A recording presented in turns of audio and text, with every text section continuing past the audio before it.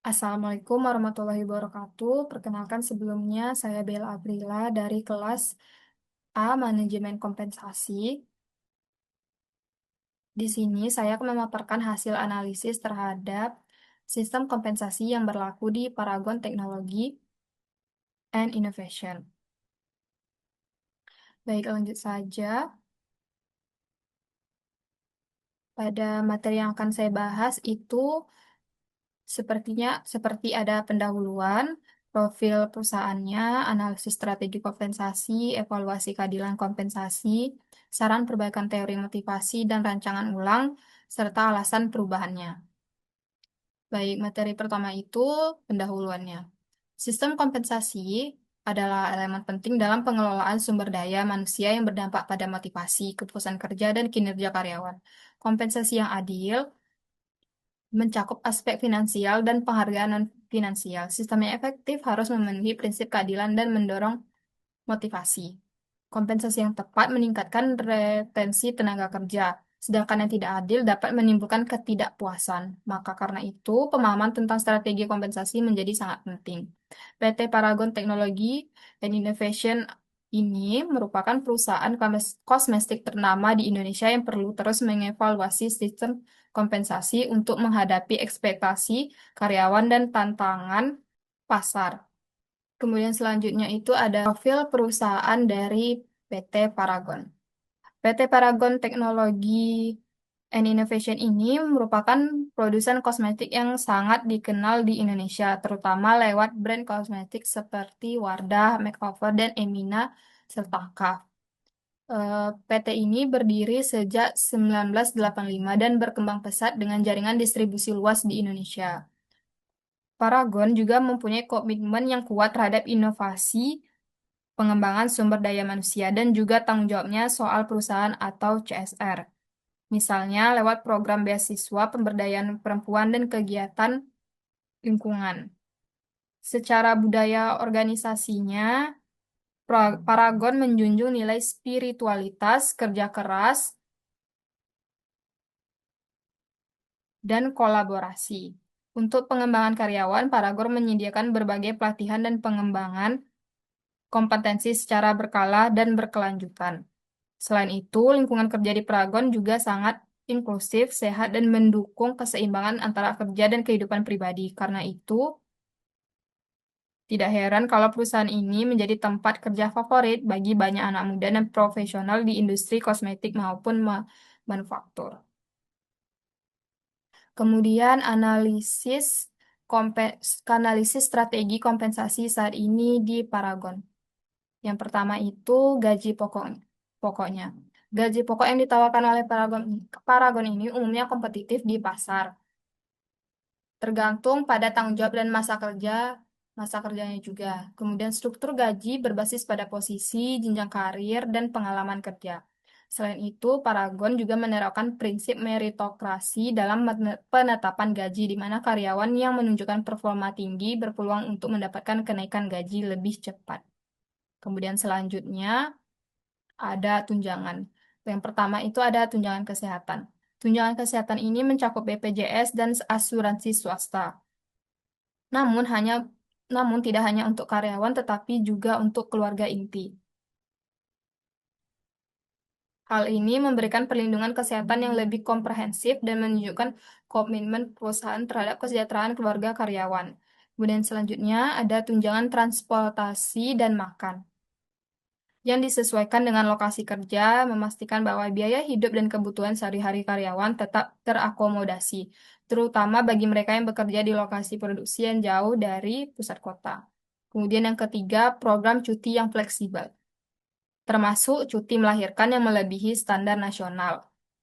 Kemudian akses ke pelatihan fleksibel dan pengembangan profesional, baik yang diselenggarakan secara internal oleh perusahaan maupun eksternal melalui kerjasama dengan lembaga pelatihan dan universitas. Kemudian kegiatan-kegiatan employee engagement, seperti outing, perlombaan antar departemen, dan komunitas hobi seperti fotografi, olahraga, dan yang lain-lain, yang dikelola oleh eh, karyawannya sendiri. Kegiatan ini juga bertujuan untuk mempererat hubungan antara karyawan, dan menciptakan budaya kerja yang menyenangkan serta kolaboratif. Kemudian selanjutnya ada penghargaan dan insentif. Yang pertama itu ada bonus tahunan. Bonus tahunan ini diberikan berdasarkan pencapaian target perusahaan. Kemudian insentif proyek. Insentif proyek ini penghargaan tambahan yang diberikan kepada karyawan atau tim yang menunjukkan kontribusi luar biasa dalam program strategis atau program berdampak tinggi. Kemudian selanjutnya adalah penghargaan Employee of the Month yang diberikan secara rutin kepada karyawan yang menunjukkan performa terbaik selama periode tertentu. Selain itu, bentuk apresiasi informal dari atasan seperti ucapan terima kasih, pengakuan dalam rapat tim, atau testimoni di platform internal juga memiliki dampak besar dalam meningkatkan semangat kerja dan rasa dihargai. Kemudian ada evaluasi keadilan kompetensi. Yang pertama itu keadilan distributif. Di Paragon, sebagian besar karyawan merasa bahwa distribusi gaji distribusi gaji, dan insentif cukup adil, namun masih ada keluhan dari beberapa divisi terkait ketimpangan antara beban kerja dan imbalan yang diterima. Misalnya, beberapa staf operasional merasa bahwa meskipun beban kerja mereka tinggi dan bersifat rutin, imbalan yang diberikan tidak jauh berbeda dengan karyawan di posisi administratif yang beban kerjanya lebih fleksibel. Hal ini menimbulkan persepsi ketimpangan yang dapat mempengaruhi loyalitas dan semangat kerja. Oleh karena itu, penting bagi Paragon untuk mengkomunikasikan secara transparan dasar pemberian bonus dan penghargaan kepada semua lini karyawan. Kemudian yang kedua ada keadilan prosedural.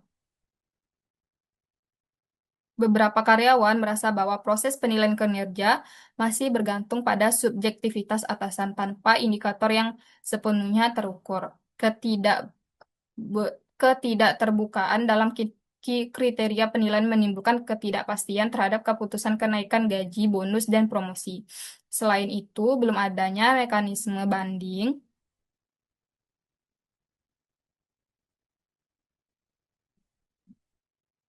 atau ruang diskusi membuat karyawan merasa tidak memiliki suara dalam proses yang berdampak pada karir mereka.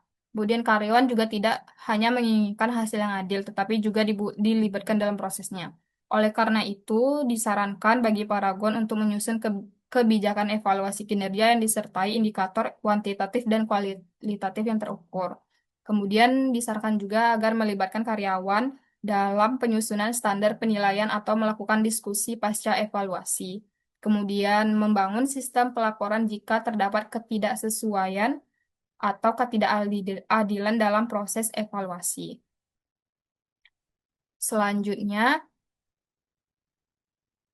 saran perbaikan menggunakan teori motivasi. Yang pertama itu adalah teori ekuitas. Teori ekuitas ini dikemukakan oleh John Stacy Adams menekankan pentingnya keseimbangan antara input dan output dalam persepsi karyawan.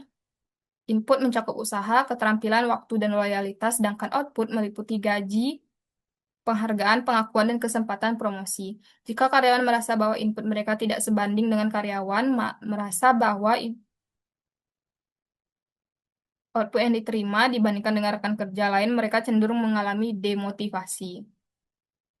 Maka dari itu, untuk meningkatkan persepsi keadilan dalam sistem kompensasi, Paragon dapat membuka akses informasi mengenai kriteria penilaian kinerja dan pemberian insentif agar karyawan memahami alasan di balik keputusan kompensasi. Kemudian mengembangkan sistem feedback feedback 360 derajat yang melibatkan penilaian dari atasan, rekan kerja, dan bawahan agar penilaian lebih objektif. Kemudian mengadakan forum komunikasi dua arah seperti town hall, meeting, atau forum karyawan agar setiap perubahan kebijakan dapat dipahami dan didiskusikan secara terbuka. Kemudian selanjutnya adalah teori harapan oleh Viktor Fromm. yang menyatakan bahwa seseorang akan termotivasi untuk melakukan sesuatu jika mereka percaya bahwa usaha yang dilakukan akan menghasilkan performa yang baik dan performa yang baik akan menghasilkan imbalan tertentu. Imbalan tersebut juga bernilai bagi individu-individu tersebut. Dalam konteks Paragon, pemaparan teori ini dapat dilakukan dengan yang pertama, menyusun jalur karir yang jelas, transparan, dan terstruktur. Kemudian, menyediakan pelatihan dan pengembangan berkala untuk meningkatkan kemampuan dan rasa percaya diri karyawan dalam mencapai target. Yang ketiga, menyesuaikan bentuk insentif dengan preferensi karyawan. Misalnya, generasi muda mungkin lebih menghargai fleksibilitas waktu kerja atau peluang pembelajaran dibandingkan bonus finansial semata. Dan yang terakhir, memberikan pengakuan secara personal maupun publik atas pencapaian karyawan untuk memperkuat nilai penghargaan. Kombinasi kedua teori ini akan menciptakan lingkungan kerja yang lebih adil dan mendorong motivasi instrik maupun ekstrinsikrik. Hal ini penting agar sistem kompensasi tidak hanya berfungsi sebagai alat administratif, tetapi juga sebagai strategi pemberdayaan sumber daya manusia. Baik, selanjutnya ada rancangan ulang sistem kompetensi dan alasan perubahannya. Jadi berikut adalah usulan sistem kompensasi baru yang dirancang berdasarkan temuan analisis dan saran berdasarkan teori motivasi. Tujuannya yang tak lain adalah untuk mengatasi kelemahan pada sistem lama serta meningkatkan kepuasan dan motivasi kerja di seluruh lapisan organisasi. Yang pertama itu dari komponen gaji pokok. Jika sistem lamanya itu berdasarkan jabatan dan pengalaman, maka usulan perubahannya itu untuk ditambah transparansi kisaran gaji tiap level dan dibuat panduan terbuka mengenai tahapan kenaikan gaji agar karyawan mengetahui ekspektasi dan jenjangnya dengan jelas. Kemudian dari tunjangan itu, sistem lamanya standar, BPJS, transportasi, dan makan, maka usulan perubahannya itu tambahan tunjangan fleksibel untuk kebutuhan pribadi seperti pendidikan anak, subsidi perumahan, dan program kesejahteraan mental. Dari komponen bonus atau intensif, itu sistem lamanya tidak selalu konsisten.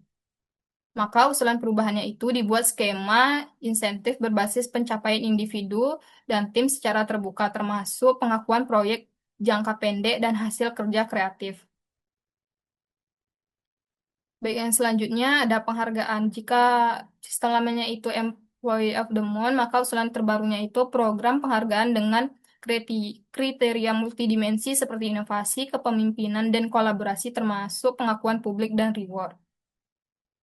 Dan selanjutnya ada evaluasi kinerja. Kalau yang lama itu satu arah dari atasan, maka ya usulan terbarunya itu sistem penilaian 360 derajat dan sesi feedback rutin dengan indikator yang transparan dan diskusi terbuka pasca penilaian. Kemudian dari pengembangan karir itu kalau yang lama kan pelatihan internal. Jadi usulan terbarunya itu jalur karir tertulis dan mentor pengembangan serta program coaching untuk membantu pencapaian tujuan profesional individu. Perubahan ini bertujuan untuk menciptakan sistem yang lebih adil, transparan, dan memotivasi. Dengan struktur yang lebih terbuka dan fleksibel, karyawan diharapkan memiliki kejelasan terhadap arah karir mereka, serta merasakan penghargaan yang seimbang dengan kontribusi yang diberikan. Hal ini pada akhirnya dapat meningkatkan retensi tenaga kerja, menciptakan lingkungan kerja yang sehat, dan mendukung pertumbuhan perusahaan dalam jangka panjang. Karyawan diharapkan memiliki kejelasan terhadap arah karir mereka, serta dia merasakan penghargaan yang seimbang dalam kontribusi yang diberikan. Oke, next. Sistem kompensasi yang adil dan memotivasi merupakan fondasi penting bagi kinerja dan kesejahteraan karyawan. Analisis terhadap strategi kompensasi Paragon menunjukkan kekuatan seperti kelengkapan tunjangan dan budaya perusahaan yang positif.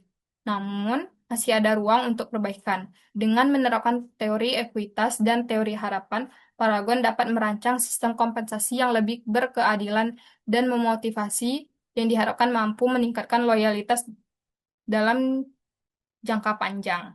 Demikian pemaparan dari saya mengenai analisis sistem kompensasi di Paragon. Dapat disimpulkan bahwa meskipun Paragon telah menerapkan sistem kompensasi yang cukup baik, masih terdapat ruang untuk perbaikan terutama dalam aspek keadilan internal dan eksternal. Saya harap pemaparan ini dapat memberikan wawasan baru bagi kita semua dalam memahami pentingnya kompensasi sebagai faktor strategis dalam manajemen SDM. Terima kasih atas perhatian dan waktunya. Saya ucapkan salam. Assalamualaikum warahmatullahi wabarakatuh.